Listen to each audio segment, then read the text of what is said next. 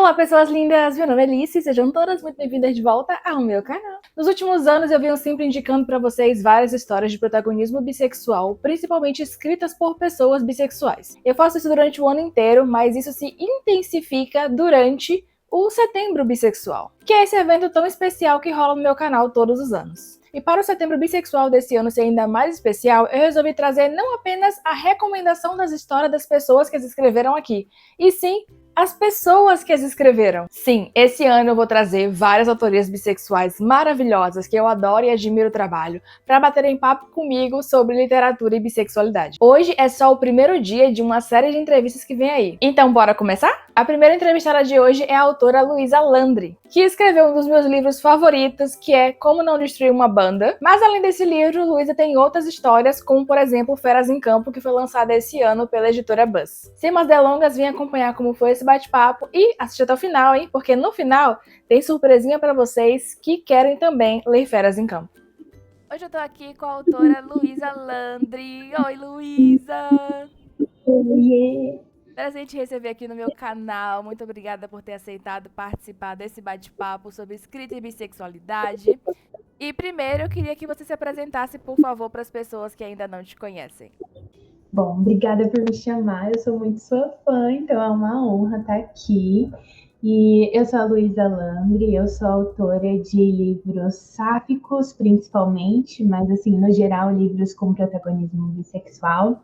E eu escrevo fantasia e comédia romântica, na maioria das vezes, uma mistura dos dois. Eu tento unir as duas coisas. Eu já publiquei meus livros de forma independente na Amazon, tenho publicação no Wattpad e recentemente eu publiquei tradicionalmente também. Então, assim, o melhor dos três mundos. Nasceu por todos os lugares, amo. Uhum. Bom, como a gente vai falar sobre bissexualidade escrita, eu queria saber de você, primeiramente, se a escrita contribuiu de alguma forma no seu processo de compreensão da sua bissexualidade. Sabe que eu comecei a escrever fanfic como muita gente, né? E aí eu acho que nesse nível de fanfic teria um potencial para sim ter contribuído muita coisa, porque eu sei que muita gente se entende não hétero no geral, né? Escrevendo casais que são casais não afetivos, assim. Só que eu era muito, na minha adolescência, assim, eu era muito normativa. Não. E aí eu sempre escrevia casal, sabe, duárico, personagens héteros. Então a escrita, assim, eu enquanto autora bissexual, eu, eu acho que eu só existo porque existia uma Luísa leitora. Eu acho que eu, enquanto leitora, a leitura contribuiu mais para a minha descoberta do que a escrita. Seria muito bonito dizer que sim, que a escrita contribuiu, mas eu acho que não. Assim, eu tinha a cabeça muito fechada para esse lado enquanto escritora. E aí, conforme eu fui lendo e descobrindo essas histórias, aí eu fui descobrindo que eu podia escrever elas também. Ai, que legal. Mas é isso, tipo, tem gente que vai da escrita, mas muita gente vem da leitura. Inclusive, muitos de nós também, seus leitores, a gente passa assim a compreender também lendo as suas histórias. Espero que sim. Inclusive, né, como você tem personagens bissexuais, hoje em dia você tem, ainda bem, amo muito. Eu queria saber de você qual a importância para você da criação desses personagens. Eu, desde que eu me entendi bissexual, eu acho que nunca passou pela minha cabeça mais escrever protagonismo que não fosse bissexual. Porque entra naquele lugar assim de a gente existe, sabe? A gente existe no mundo, somos muitos, e eu sinto que eu tive uma escassez de literatura LGBT no geral, enquanto eu estava crescendo, mas na questão da bissexualidade, muito mais. Eu demorei muito para me entender bissexual por causa disso, inclusive, né?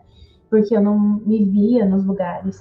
E aí, para mim, eu acho que a importância é isso, quando a gente trata a nossa existência com essa naturalidade, entendeu? De eles estão aqui porque sim, essa personagem é bissexual porque sim, e trazer isso para as minhas histórias, eu não sei. Eu escrevo muito para mim também.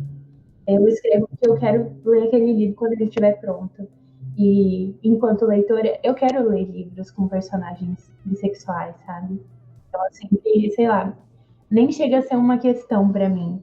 E falando nessa parte de criação, o que você considera como a parte mais importante do seu processo criativo? Eu, você fala assim de o que é mais importante pra mim, pra eu poder escrever, ou o processo, assim, a parte do processo criativo que é mais importante? Do edição, escrita, essas coisas, planejamento? O que te leva ao seu processo de criar? Tipo assim, isso aqui é muito essencial para eu conseguir criar uma história ou criar um personagem. Uhum. Eu acho, pra mim, é muito música. Eu crio muita coisa ouvindo música, porque eu sou aquele tipo de pessoa que eu boto o fone de ouvido, coloco uma música pra tocar, e aí os cenários vão se desenrolando na minha cabeça. Enquanto eu tô escrevendo, eu preciso de silêncio. Tipo assim, ok, vou começar a escrever, silêncio absoluto. E aí ter um espaço em que eu possa ter esse silêncio, foi assim, uma luta na minha vida foi conseguir estar numa situação em que eu consiga ter um momento de ouvir música, ter ideias, imaginar cenas, criar personagem e depois ficar em silêncio para escrever. Isso foi assim uma conquista. Sem isso, eu acho que não teria uma carreira para mim, sabe? Tanto que eu só consegui realmente ter rotina de escrita quando eu saí da casa dos meus pais. Porque lá não tinha como fazer isso, sabe? E pais são pessoas que são um pouco complicados em dar silêncio, né? Inimigos do silêncio, sim. Adoro conversar, meu Deus do céu. E pensando assim nessa questão de você gosta de ouvir música pra te inspirar, né? Você tem alguma outra coisa que, tipo, por exemplo, alguma coisa muito aleatória que já pode ter te inspirado pra criar um personagem, uma história? Hum, deixa eu pensar uma coisa muito aleatória. Que não seja música, assim, né? Isso. Eu acho que uma das coisas mais aleatórias pra mim foi quando eu descobri o ET Bilu. E aí eu entrei num buraco, sabe? Porque, pra quem não sabe, eu sou do Mato Grosso do Sul. Eu não moro mais no Mato Grosso do Sul, mas eu cresci lá e tal. E eu morava muito perto da cidade de Corguinho, que é a cidade do ET Bilu. Só que eu não sabia que tinha um ET lá, né? Muita gente não sabe, tinha mesmo, não sabendo. E aí, e aí eu lembro de, assim, já nem morando mais lá, eu descobri esse rolê do ET Bilu. E aí eu falei pra minha mãe, mãe, você sabia disso? Ela assim, mãe, eu sabia, todo mundo sabia. Ninguém me contou, eu sou a escritora da família, ninguém me conta desse potencial aí criativo que a gente tem. E aí eu fui pesquisar sobre o ET Bilu e tem uma matéria no Globo que é muito engraçada. Eu assim, eu recomendo, tá? Se quiser deixar o link no vídeo, eu te mando como, né, uma tarefa de leitura.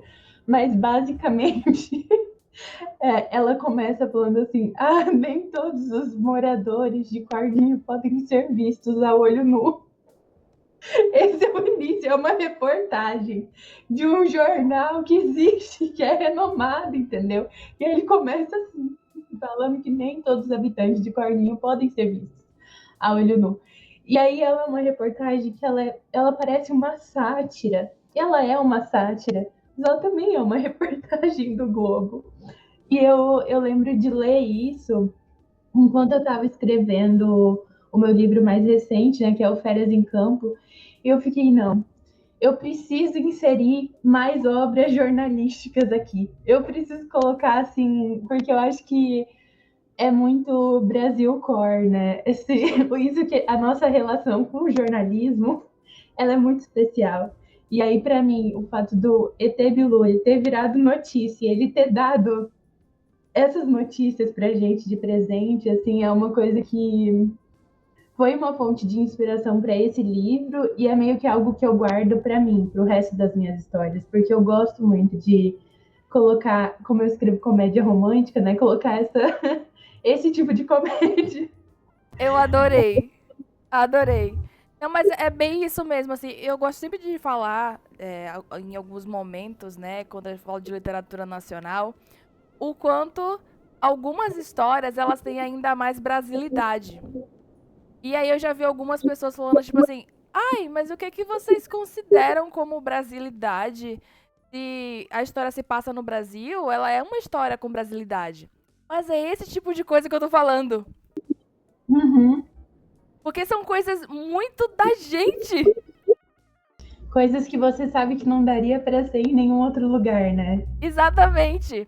Alguns elementos, assim, muito pontuais que a gente vê e a gente reconhece, a gente se identifica e dá risada e pensa, meu Deus, isso é muito Brasil.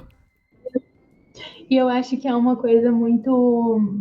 Ela é muito natural, né? Eu sinto que tem muitos autores que às vezes parece que vira uma pressão isso, né? De ai, meu livro tem que ser muito brasileiro, como é que eu vou trazer esse regionalismo? Mas eu acho que ele vem naturalmente, às vezes dessas coincidências, né? De você estar olhando, aí você acha uma notícia, você fica, meu Deus, como que eu vou colocar isso na história, mas ao mesmo tempo vai se encaixando, né? Eu acho que não é algo que a gente precisa forçar. Eu acho que bem fácil, assim. Você só precisa dar um espaço para esses momentos surgirem na história, né? Exatamente. É algo que vem. É a coisa do nosso dia a dia que a gente só é prestar um pouquinho de atenção que a gente vê e tem uma riqueza muito grande que vai agregar muito e deixar as pessoas muito felizes quando lê. Eu, pelo menos, fico muito feliz quando eu vejo essas coisas nos livros. Uhum. Eu também fico. E falando sobre, né, escrita e vários elementos dela, vamos falar um pouquinho de dificuldade. O que, que você considera como a parte mais difícil do seu trabalho? Eu acho que o mais difícil para mim é quando a gente abre mão do controle ali da história, porque eu sinto que enquanto a gente está escrevendo uma história, muita coisa, não vou dizer tudo porque eu estaria mentindo, mas muita coisa está sob o nosso controle. E aí, eu, por exemplo, já tive a experiência de publicar no Wattpad, publicar no Independente, e aí, nesses casos, inclusive, muitas coisas do processo editorial estão sobre o controle da gente que escreve, que artista você vai contratar para a capa, como que você vai fazer a divulgação, entendeu? Quem que você vai contratar para revisar o livro. E quando chega um momento, que sempre vai chegar esse momento, né, da gente abrir mão do controle de certas etapas da história, do controle de como aquela história vai ser recebida pelo público, eu acho que esse é um aprendizado mais difícil que a gente tem. Eu, assim, eu continuo sempre aprendendo como lidar com o momento em que aquela história não é mais minha e eu não tenho mais controle sobre como, por exemplo, você, enquanto leitora, se você vai entender ou não aquele personagem.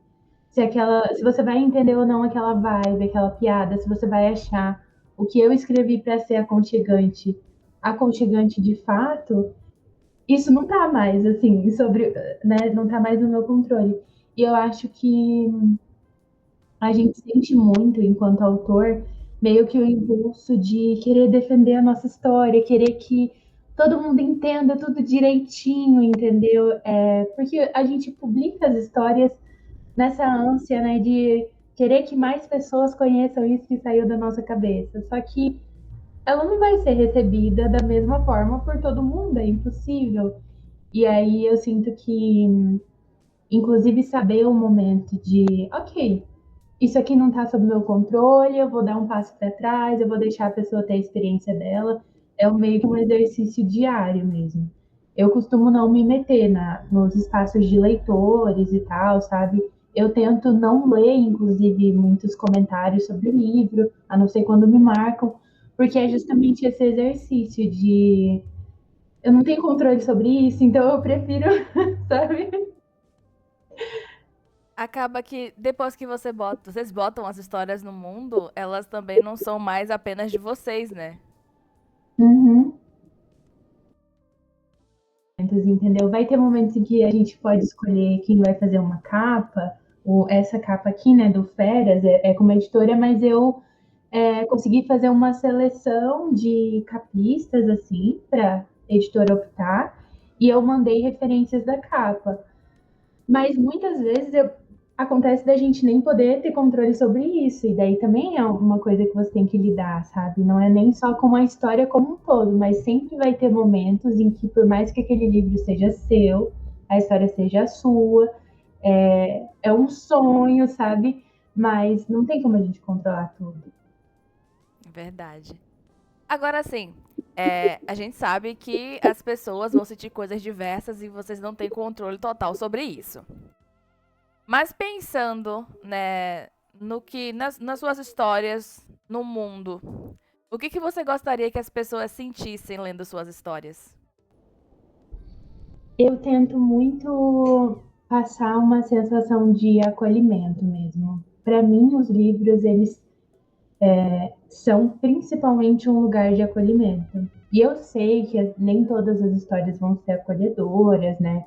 A gente também não lê só para se sentir acolhido, mas o que eu tento com as minhas histórias é proporcionar isso, um espaço seguro, sabe? Para você ficar ali vivendo aquelas situações com personagens e saber que ninguém vai te machucar, entendeu? Não muito, só te fazer chorar um pouquinho de vez em quando. E eu gosto muito de escrever histórias que divirtam as pessoas. Eu tento escrever situações divertidas, sabe? Aliviar um pouco o peso do dia. Então, eu acho que é isso. Eu sei que existem controvérsias, né? De, ler por escapismo ou não, mas os meus livros, se quiserem ler por escapismo, pode. É isso que eu quero. Eu amo. Eu sou a pessoa que gosta muito de ler pra escapar do mundo. E muita gente, né? Sim. E voltando a gente falar de criação, né? E citando um pouco sobre a dificuldade, assim, existe algum tipo de cena que você gosta de escrever, mas que você considera um pouco mais difícil de escrever? Os hots, né? Cena hot é muito difícil. E eu gosto muito, é um desafio. Sempre que chega na cena hot, eu fico, ok, estou pronta para passar alguns dias editando isso aqui, porque para mim dá muito trabalho, porque eu sempre tento escrever cenas, né, de intimidade do casal que sirvam para mostrar mais de cada personagem. Eu gosto de escrever uma cena que vai ser gostosa de ler, mas que ao mesmo tempo tenha uma profundidade e que, né, não ficar repetindo palavra, não ficar escrevendo a mesma coisa que eu já escrevi em outras cenas. Então, se o livro tem umas 3 cenas hot, eu sei que tem autoras que ainda fazem assim 10 cenas no livro. Eu não conseguiria. Porque chega um momento em que eu fico, nossa, eu escrevi essa mesma sequência de frase nas 3 cenas, o que eu vou fazer? Sabe, ter algo novo para acrescentar em cada cena, sem ficar se repetindo, é muito de quebrar a cabeça. E tentar escrever algo que não vai soar muito vergonha alheia, também é um terreno assim, pisando em ovos. A qualquer momento eu posso escrever uma coisa e perder o leitor, sabe? Que é uma coisa que acontece no Wattpad, por exemplo. Tem alguma cena que a personagem chamava a outra de Baby. E ela não é uma personagem brasileira, né? Só que daí a história está em português. E aí ela solta um baby. E aí eu só via os comentários das pessoas assim: não, baby não. E eu fiquei, desculpa, errei então. Eu sei bem como é isso, assim, eu tava sempre conversando com a comunidade, né? A gente tava falando sobre isso, de o quanto uma seguidora minha tava dizendo que ela não lê tanto livros que tem um hot, porque ela sente algumas coisas que às vezes ela não gosta muito. E aí eu salientei pra ela, tipo, eu tenho um problema, meu problema com hot, que eu não leio hot de todo mundo, porque tem cenas hot que me dão vergonha alheia. E por causa da vergonha alheia, eu não gosto de ler de todo mundo. Porque eu sei que eu não vou me sentir bem. E aí eu evito. Porque é isso, né? Vergonha ali não é um sentimento bom. Eu tenho esse medo, porque às vezes se a pessoa consegue ler e só dar umas risadinhas, ok, mas não levar a sério, tudo bem, não é o que você pretendia com aquele hot, mas tudo bem. Agora, vergonha alheia é muito forte. Mas é muito fácil a gente ir pro caminho da vergonha alheia. E eu acho que é impossível, assim. Todos os meus hot, por mais que eu goste muito deles, tenha revisado muito todos eles por muitas horas, eu acho que alguma pessoa, pelo menos, vai se sentir com muita vergonha alheia lendo. Não tem como. Olha, falando particularmente por mim, eu nunca senti vergonha alheia com nenhum. É porque. Já é um alívio, É uma pessoa a porque. menos que não sentiu vergonha alheia. É, Mas você não leu de Baby, porque você não chegou nesse.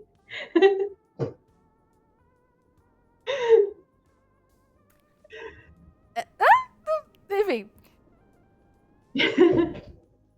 Não, mas é muito importante, assim, quando a gente pega os livros pra ler e gosta das coisas que vai vendo, né? Porque por mais. Tipo assim. Claro que as pessoas vão sentir coisas diferentes quando elas pegam livros que tenham cenas hot pra ler. Tem gente que gosta de muitos, tem gente que gosta de poucos. A gente leu uma vez no clube que teve uma seguidora minha que falou: Nossa, eu achei que tinha muito hot no livro. Aí eu comentei: Ah, pra mim nem tinha tanto. É muito pessoal. Sim, e a melhor parte de tudo isso é que, assim, independente de quantidade, quais sensações eles causaram nas pessoas. Porque a vergonha alheia é uma coisa que não pode haver, porque, pelo amor de Deus. Você chegou a comentar que vê algumas resenhas das pessoas quando elas te marcam nas resenhas, é claro. E muitas pessoas também devem conversar com você sobre como se sentiram com as suas histórias. Aí eu queria saber de você se esses retornos que você tem das pessoas, se eles te inspiram de alguma forma para a criação de novas histórias ou até de novos personagens. Ai, com certeza. Eu acho que com todos os autores que eu já conversei, esse diálogo é o que mais inspira a gente para continuar escrevendo. Assim, de dar motivação no geral, mas eu acho que motiva também a dar ideia de dinâmicas que a gente vai explorar mais, né? Tem gente que fala que às vezes gostou muito de um casal secundário, que tem uma dinâmica específica, então você já sabe que é uma coisa que aquela pessoa ia gostar se você fizesse um livro que explorasse mais, entendeu? E eu gosto muito quando as pessoas vêm me mandar mensagem na DM, sabe? Nas redes sociais, só surtando e fazendo perguntas do livro. É muito gostoso isso, porque, pelo menos para mim, né, o livro ele é só uma parte daquela história como um todo. Existe algo assim para além, né? A história continua. E é muito gostoso sentir que eu posso compartilhar desse universo particular com outras pessoas. É quase a vibe de leitora mesmo, porque eu sou autora, mas eu também sou leitora do meu livro. Eu passei muito mais tempo lendo ele do que escrevendo e relendo, né?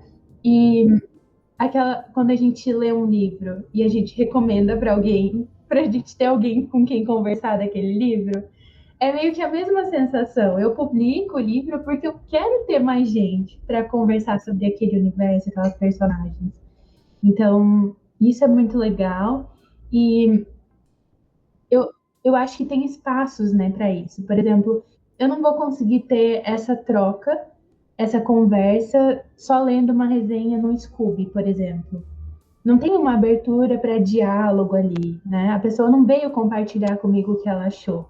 Mas quando eu estava publicando no Wattpad, as pessoas influenciavam real, assim, o que ia acontecer na história, os personagens que iam estar envolvidos numa cena. Às vezes eu sabia que tinha que existir uma cena, mas porque as pessoas gostavam tanto de um personagem secundário, eu botava aquele personagem naquela cena para dar um alívio cômico, alguma coisa assim.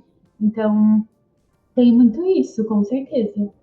É legal isso, né? Ver essa coisa, essa troca com vocês e vocês vendo que o trabalho tá agregando e na vida das pessoas, trazendo também pra vocês novas inspirações, né? Sim, com certeza. E até na questão negativa, sabe? Eu acho que tem gente, às vezes, que comenta. Tipo, o Wattpad super rola, né? O feedback negativo dado com carinho ali ao longo da história, né? No Baby. Né?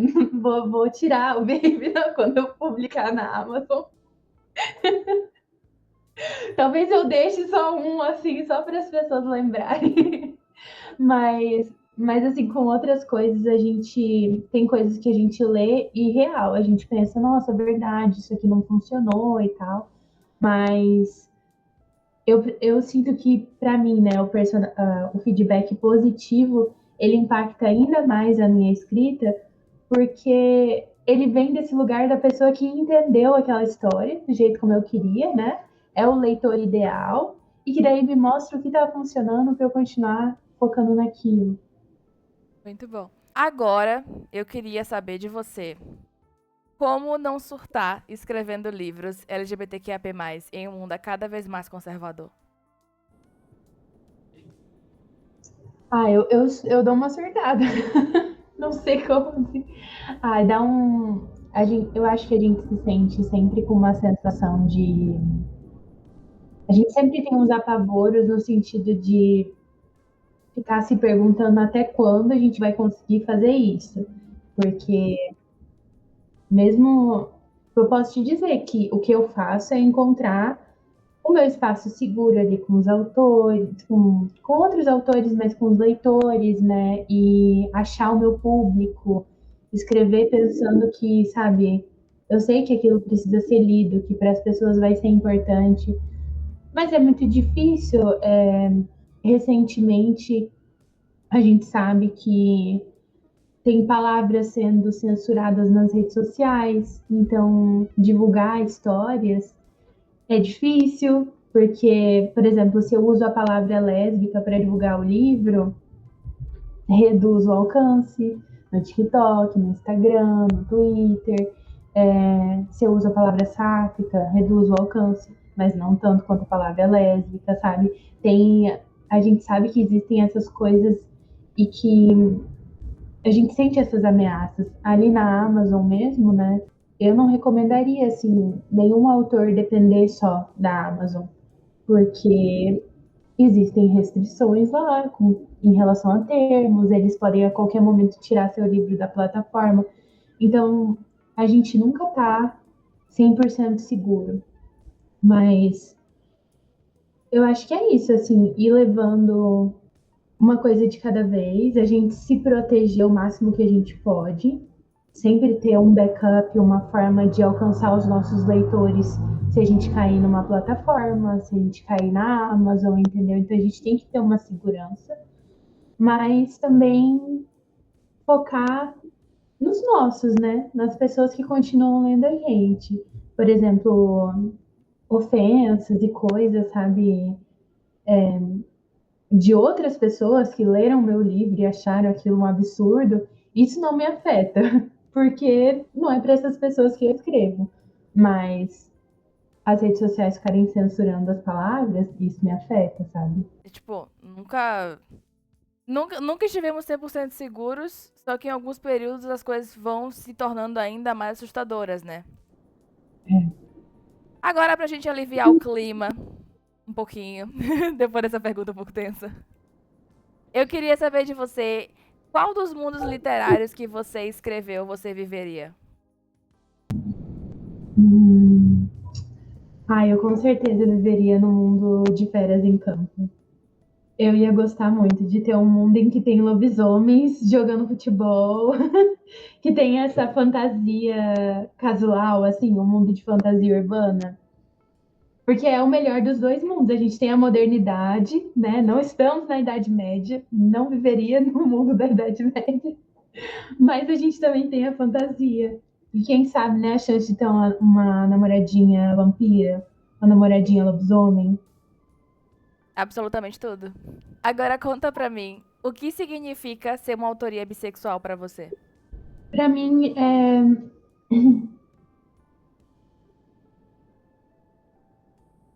eu não sei, é uma pergunta difícil, porque eu acho que, né, não tem como eu ser outra coisa, é tudo que eu sou, né? E Eu acho que, enquanto autora bissexual, eu sempre tento focar em escrever o que eu menos vejo, né? E tentar representar o amor dos personagens de diversas formas. E para mim, esse é um lugar de muita liberdade, sabe? Eu consigo escrever, né? Você sabe, eu escrevi um livro em que todo mundo é bissexual, todo mundo se pega, entendeu? Posso escrever esse tipo de história, e eu posso escrever uma história com romance sáfico, monogâmico, sabe, fofinho. Posso escrever casais sáficos, casais duáricos, então tem liberdade criativa nesse sentido, né, como autora, e mesmo assim eu tá me vendo naqueles personagens. Eu acho que a gente, enquanto bissexual, na, na nossa percepção de sexualidade independente de gênero, sabe? Eu acho que isso nos dá muita liberdade de se ver em histórias e contar histórias e mostrar como o amor é diverso, sabe? Como as relações afetivas são diversas. Então, isso é muito gostoso. Isso é sempre algo que eu tento colocar nas minhas histórias. Uma dinâmica um pouquinho diferente, sabe? Instigar as pessoas a verem possibilidades diferentes. Mas eu também, nem tudo é liberdade. Eu acho que a gente também tem muita responsabilidade. A gente tem que estar sempre se atualizando, estudando, porque por mais que eu seja uma autora bissexual, eu não posso falar por todas as pessoas bissexuais do mundo. E se eu tenho essa pretensão de representar o máximo de pessoas possível, eu tenho que estudar, eu tenho que ficar, né, vendo o que as pessoas estão falando, quais são as críticas e problemáticas sendo levantadas. Então, é isso. Eu acho que é um misto de eu tenho muita liberdade, eu tenho muito amor por poder fazer isso, poder escrever as histórias em que eu me vejo, mas eu também tenho muita responsabilidade de representar outras pessoas bissexuais que são diferentes de mim e também outras sexualidades e identidades, porque não dá pra gente ficar só nisso, né? Com certeza, vai mostrando várias pluralidades de sermos quem somos, né? Luísa, muito obrigada novamente por ter topado participar desse bate-papo. Eu adorei demais. Também amei, obrigada. E agora, por favor, fala aí pra gente um pouquinho dos seus trabalhos e onde a gente pode te encontrar. Bom, eu tenho meu livro mais recente, é esse daqui, né, O Feras em Campo, que foi publicado pela editora Buzz, e é um romance de futebol com fantasia, porque as protagonistas, além de serem atletas, elas são lobisomens. E eu tenho outro livro de futebol que é As Novas Românticas, que tá no Wattpad, mas vai sair agora no final do mês, porque eu vou lançar na Amazon. Tem outras histórias na Amazon, tenho duas noveletas com vampiras e também Como Não Destruir uma Banda, que é com o meu pseudônimo Nência Martinez, que é todo mundo bissexual, Harém Reverso, que é a história, acho que eu mais assim me diverti escrevendo no sentido de que apenas escreverei aqui coisas que nunca viverei. E nas redes sociais eu tô como Luísa Lambre, no Twitter, no Instagram, mas no TikTok o meu arroba é Luísa Leituras. Maravilha. Obrigada, meu amor. Obrigada, tô muito feliz de ter participado e espero que eu vou ficar acompanhando, né? Porque eu sei que vem mais entrevistas muito legais aí. Ih, vem mesmo. E aí, gente, gostaram desse bate-papo tanto que eu gostei? Então, por favor, deixa gostei aqui embaixo agora mesmo e também já considera se inscrever aqui no canal, gente, porque essa foi só a primeira de muitas entrevistas que vão vir nesse mês de setembro. Inclusive, já comenta aqui quem você acha que vai aparecer por aqui esse mês. Lhes garanto que as entrevistas estão muito especiais e falando em coisa especial, você que ficou até agora, que quer ler Feras em Campo, recomendo que você entre no meu canal do Telegram agora mesmo para fazer parte da nossa comunidade e lá eu vou te contar como você pode adquirir esse livro. Agora sigamos que tem muito mais conteúdo maravilhoso para vir esse mês. Tem mais entrevistas, tem vídeos especiais, tem maratona bissexual e falando em maratona bissexual, vocês viram a minha brusinha? Maratona Bissexual acabou de começar e você pode fazer a sua trajadinha.